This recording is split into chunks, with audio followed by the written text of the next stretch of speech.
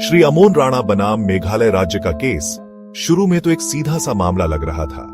एक army recruit को domicile certificate नहीं मिला, लेकिन मामला तब गड़बड़ हो गया जब मेघालय हाई कोर्ट के जस्टिस एसआर सेन ने कंट्रोवर्शियल फैसला सुनाया।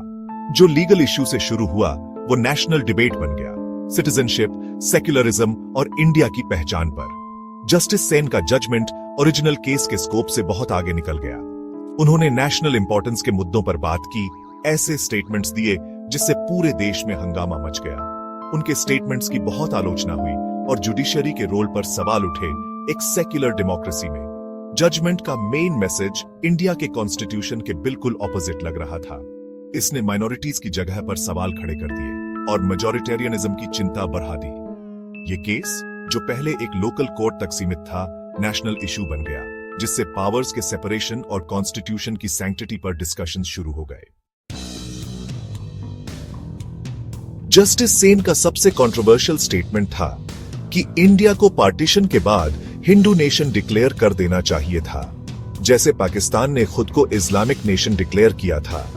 यह स्टेटमेंट इंडिया के सेक्युलर आइडेंटिटी पर सीधा वार था, जो कॉन्स्टिट्यूशन में क्लियरली मेंशन्ड है। कई लोगों ने इसे हिंदू राष्ट्र के समर्थन की तरह देखा, जो इंडिया के प्लूरलिस्टिक डेमोक्रेसी के खिलाफ है, और चिंता बढ़ाते हुए जस्टिस सेन ने इंडिया के इस्लामिक नेशन बनने पर डर जताया, यहां तक कि डूम्सडे शब्द का भी इस्तेमाल किया। इस स्टेटमेंट की बहुत निंदा हुई इसके भड़काऊ रेटरिक और कम्युनल टेंशन बढ़ाने की पोटेंशियल के लिए। क्रिटिक्स ने कहा कि एक सिटिंग जज के ऐसे स्टेटमेंट्स न सिर्फ गैर जिम्मेदाराना हैं, बल्कि खतरनाक भी हैं, क्योंकि ये वायलेंस भड़का सकते हैं और कम्युनिटीज में झगड़ा करवा सकते हैं। इस कंट्रोवर्सी में और भी तड़का लगाते हुए जस्टिस सेन ने असम में national register of citizens (NRC) process की कड़ी आलोचना की। उन्होंने कहा कि एनआरसी फ्लॉड है, असली इंडियन सिटीजन्स को बाहर रख रहा है और फॉरेनर्स को इंक्लूड कर रहा है।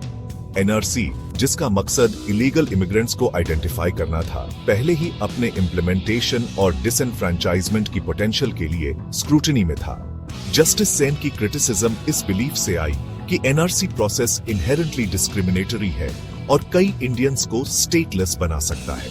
उन्होंने चेतावनी दी कि डिटेंशन कैंप्स का यूज उन लोगों के लिए जो क्वालिफाई नहीं कर पाए और डिवीजन और इनह्यूमैनिटी को बढ़ावा देगा।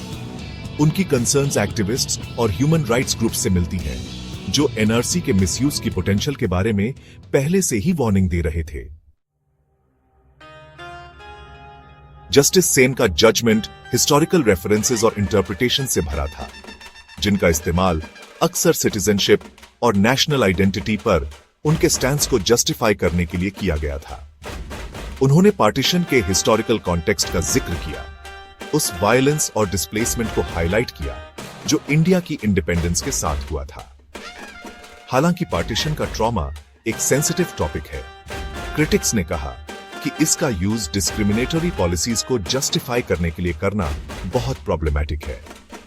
उन्होंने मुगल रूल के दौरान फोर्स्ड कन्वर्जन्स का भी जिक्र किया, एक ऐसा पीरियड जिसका इस्तेमाल अक्सर हिंदू नेशनलिस्ट ग्रुप्स मुस्लिम्स के खिलाफ हिस्टोरिकल ग्रीवेंसेस को एम्फसाइज करने के लिए करते हैं।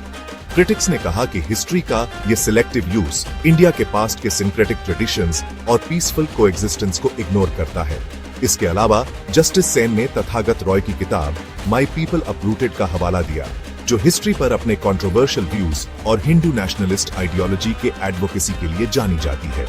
एक लीगल जजमेंट में इस किताब के रेफरेंस के तौर पर इंक्लूजन ने जुडिशियल प्रोनाउंसमेंट्स पर ऐसी आइडियोलॉजीज के इन्फ्लुएंस पर कंसर्न्स पैदा की। हिस्टोरिकल रेफरेंसेस के अलावा जजमेंट में क्लियर पॉलिटिकल अंडरटोन्स भी दिखे। जस्टिस सेन ने मोदी गवर्नमेंट की ओपनली प्रेज की, इंडिया को इस्लामिक नेशन बनने से रोकने की उनकी एबिलिटी में कॉन्फिडेंस जताया। ये प्रेज असम में एनआरसी प्रोसेस, जिसका मोदी गवर्नमेंट बचाव कर रही थी, कि उनकी क्रिटिसिज्म के साथ एक कंफ्यूजिंग कॉन्ट्रडिक्शन पैदा करता है। जस्टिस सेन के जजमेंट पर लीगल एक्सपर्ट्स, एक्टिविस्ट्स और ऑपोजिशन पार्टीज ने तुरंत गुस्सा और निंदा जताई। क्रिटिक्स ने कहा कि जजमेंट ने इंडिया के सेक्युलर कॉन्स्टिट्यूशन के बेसिक टेनेट्स, खासकर आर्टिकल्स 14, 15, 16 और 25, जो लॉ के सामने इक्वालिटी और रिलीजन की फ्रीडम गारंटी करते हैं, का वायोलेशन किया है। जजमेंट को एस्टैब्लिश्ड लीगल प्रिंसिपल्स से एक डेंजरस डिपार्चर और इंडिया के डाइवर्स सोशल फैब्रिक के लिए थ्रेट माना गया। जजमेंट ने सुप्रीम कोर्ट के सेक्युलरिज्म पर स्टैंस, जो एसआर बॉम्बे केस में एस्टैब्लिश हुआ था, का भी कॉन्ट्रडिक्शन किया, जिसमें सेक्युलरिज्म को कॉन्स्टिट्यूशन के बेसिक स्ट्रक्चर के रूप में बताया गया था। यह लैंडमार्क जजमेंट ने इंडियन रिपब्लिक के एक नॉन निगोशिएबल प्रिंसिपल के रूप में सेक्युलरिज्म की इंपॉर्टेंस को अफर्म किया था और जस्टिस सेन के प्रोनाउंसमेंट्स इस प्रिंसिपल को डायरेक्टली अंडरमाइन करते दिखे। कंट्रोवर्सी के बाद जस्टिस सेन ने एक क्लैरिफिकेशन जारी किया, अपने जजमेंट के खिलाफ उठाई गई कंसर्न्स को एड्रेस करने की कोशिश की। उन्होंने सेक्युलरिज्म में अपने बिलीफ को दोहराया और किसी भी पॉलिटिकल एफिलिएशन से इनकार किया, क्लेमिंग कि उनके स्टेटमेंट्स को गलत समझा गया। हालांकि इस क्लैरिफिकेशन ने क्रिटिक्स की कंसर्न्स को कम नहीं किया, जिन्होंने उनके प्रोनाउंसमेंट्स को डीपली ट्रबलिंग माना। श्री अमोन राणा केस शुरू में एक लोकल डिस्प्यूट जुडिशरी के रोल पर क्रिटिकल क्वेश्चन सामने लाया इंडिया के सेक्युलर डेमोक्रेसी को सेफगार्ड करने में। इस केस ने इंडिया के प्लुरलिस्टिक ईथोस और मेजॉरिटेरियनिज्म के राइजिंग टाइड के बीच ऑनगोइंग टेंशंस को हाईलाइट किया।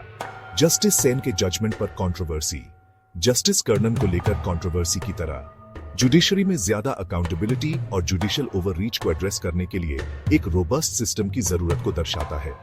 ये केस एक याद दिलाता है कि इंडिया के सेक्युलर डेमोक्रेसी को बचाए रखने के लिए कांस्टेंट विजिलेंस और कॉन्स्टिट्यूशनल वैल्यूज को अपहोल्ड करने के लिए फर्म कमिटमेंट की जरूरत है।